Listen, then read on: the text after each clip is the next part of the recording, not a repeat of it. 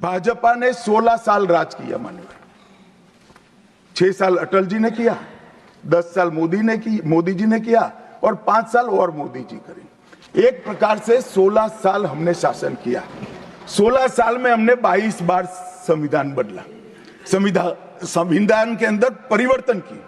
और कांग्रेस ने 55 साल करा और 55 साल में 77 परिवर्तन कांग्रेस ने भी किए, कांग्रेस के शासन में भी हुए।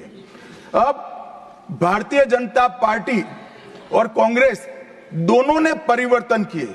ये परिवर्तन का टेस्ट कैसा था, किस प्रकार से किए गए? संवैधानिक प्रक्रिया से भी परिवर्तन होते हैं और संविधान को तोड़ मरोड़ कर फॉर्मेलिटी कर भी परिवर्तन कर सकते हैं। परिवर्तन करने का उद्देश्य क्या था, क्या हासिल करना था? क्या हमारे लोकतंत्र को मजबूत करने के लिए परिवर्तन किए गए? क्या हमारे जिनको अधिकार नहीं है ऐसे लोगों को समकक्ष अधिकार लेने के लिए परिवर्तन किए गए, या अपनी राज्य सत्ता को टिकाने के लिए परिवर्तन? इस पर से ही पार्टी का कैरेक्टर, पार्टी के चलने की पद्धति और पार्टी का संविधान में विश्वास, ये सबको मालूम पड़ता है। मैं ज्यादा संविधान के संशोधन में नहीं जाऊंगा मान्यवर। दोनों प्रमुख दलों के 4 संविधान संशोधन को मैं लेना चाहूंगा। पहला संशोधन हुआ 18 जून 1951 में। संविधान सभा ने ही ये संशोधन करना पड़ा, क्योंकि संविधान बनाने के बाद, संविधान स्वीकारने के बाद आम चुनाव में जाने तक का भी धैर्य कांग्रेस पार्टी में नहीं था। अभी लोकसभा नहीं बनी थी, अभी राज्यसभा नहीं बनी थी और संशोधन लेकर आए। अब उसका उद्देश्य क्या था? 19A जोड़ा गया। 19A जोड़ा गया, वो किस लिए जोड़ा गया? अभिव्यक्ति की आजादी पर स्वतंत्रता को, अभिव्यक्ति की आजादी, अभिव्यक्ति की स्वतंत्रता को कर्टेल करने के लिए पहला सुधार आया। और किसने किया मान्यवर? उस वक्त प्रधानमंत्री कौन था? श्रीमान जवाहरलाल नेहरू उस वक्त प्रधान। मान्यवर, मेरा लंबा अनुभव है आजकल करते हुए। मुझे 30 साल हो गए विधानसभा और लोकसभा राज्यसभा में बैठे हुए। संसद में भाषण करने का मेरा अनुभव है मान्यवर। वो विरोध तभी कर सकते हैं जब मेरी बात सच न हो। अगर मेरी बात सच नहीं हो तो बताए वो। संविधान संशोधन नंबर 1, अब सुनिए, संविधान संशोधन नंबर 1 वो अभिव्यक्ति की आजादी को कर्टेल करने के लिए ही लाया गया था और जवाहरलाल नेहरू के लिए लाया गया। मान्यवर, 24वां संविधान संशोधन, 24वां संविधान संशोधन जवाहरलाल नेहरू जी की सुपुत्री इंदिरा जी उस वक्त प्रधानमंत्री थी। पार्टी तो वही सत्ता में थी, कांग्रेस पार्टी। 5 नवंबर 1971 को संविधान में संशोधन किया गया, 24वां संशोधन। और संविधान संशोधन के माध्यम से संसद को मौलिक अधिकार, नागरिकों के मौलिक अधिकार कम करने का अधिकार दे दिया। तो एक प्रधानमंत्री कांग्रेस पार्टी के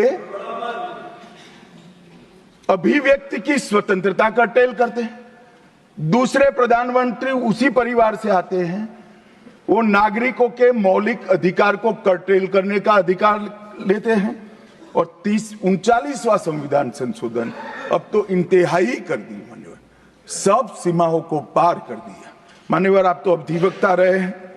10 अगस्त 1975 का वो दिन हमारे संविधान के इतिहास में बहुत, जब भी जिक्र होगा काले अक्षरों से ही इसका जिक्र करना पड़ेगा। उस वक्त 39वां संविधान संशोधन आया मान्यवर। 39वां संविधान संशोधन क्या था? इंदिरा गांधी जी के चुनाव को इलाहाबाद हाईकोर्ट ने अमान्य घोषित कर दिया। अब ये अभी कुछ नहीं है, ईवीएम ले लेकर घूमते हैं, हारते हैं और ईवीएम ले लेकर, ईवीएम ने हरा दिया, ईवीएम ने हरा दिया, ईवीएम ने हरा दिया। सुप्रीम कोर्ट ने 24 बार ईवीएम की अर्जी नकार दी।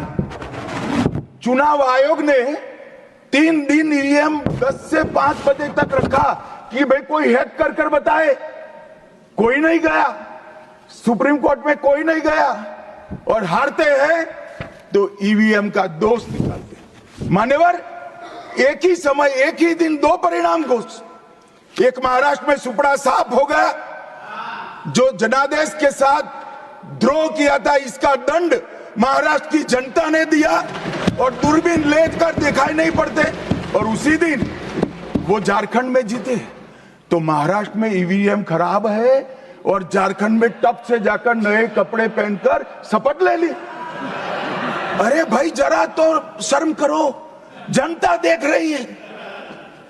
एक जगह ईवीएम सही है, एक जगह ईवीएम खराब है। मान्यवर, ऐसा कैसे हो सकता है?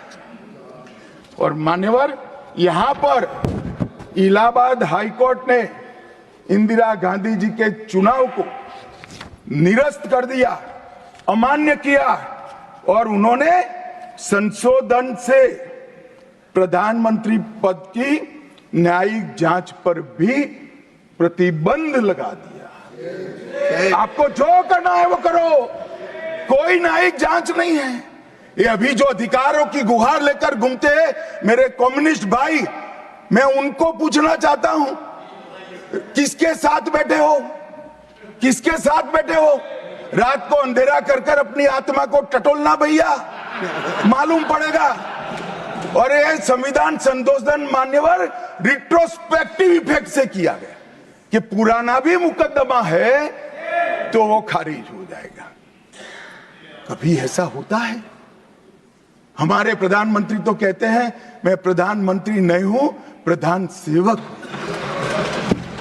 और कोई कहता है कि मुझ पर मुकदमा नहीं हो सकता, मैं शासक हूं, शासक के खिलाफ उंगली नहीं उठाई जाती।